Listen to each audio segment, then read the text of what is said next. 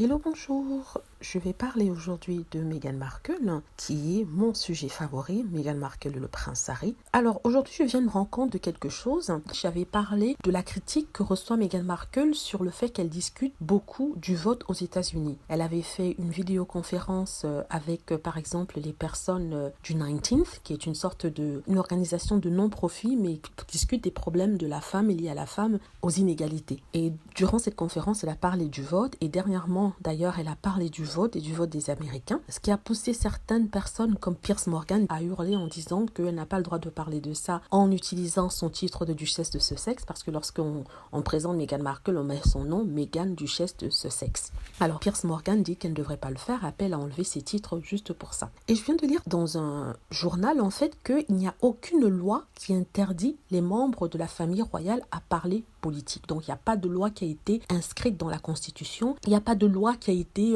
promulguée qui pourrait empêcher les membres de la royauté anglaise de discuter de politique. En fait, c'est un accord entre la royauté et le gouvernement anglais par rapport à ça. C'est-à-dire qu'il n'y a rien d'écrit, c'est juste la royauté qui a décidé par souci de neutralité de ne pas s'ingérer dans les problèmes économiques, politiques. Et je dois même rappeler que tout problème en fait devient politique selon l'angle qu'on aborde. Par exemple, l'environnement dont parle le prince Charles incessamment, il est quelqu'un qui est vraiment passionné par l'environnement. L'environnement est un sujet politique. Il en parle souvent. Dans la dernière interview de la princesse Anne, elle parlait du nucléaire. Or, le nucléaire est un sujet politique. Et je n'ai pas vu Piers Morgan dire quelque chose contre ça ou contre le prince Charles ou contre la princesse Anne. Le vote, c'est un droit et aussi c'est un devoir de tout citoyen. Et Meghan Markle, en tant qu'américaine, a le droit et le devoir de voter. Et en fait, c'est même un devoir citoyen que d'appeler les gens à voter parce qu'il y a une grande abstention la dernière fois et elle appelle les gens à voter. C'est vrai qu'elle le fait sous les médias favorables aux démocrates, mais ça ne veut pas dire qu'elle a tacitement appelé les gens à voter pour des démocrates. Donc c'est tout ce que je voulais dire en fait. Voilà, j'espère que vous avez aimé la vidéo. N'hésitez pas à cliquer sur like si c'est le cas,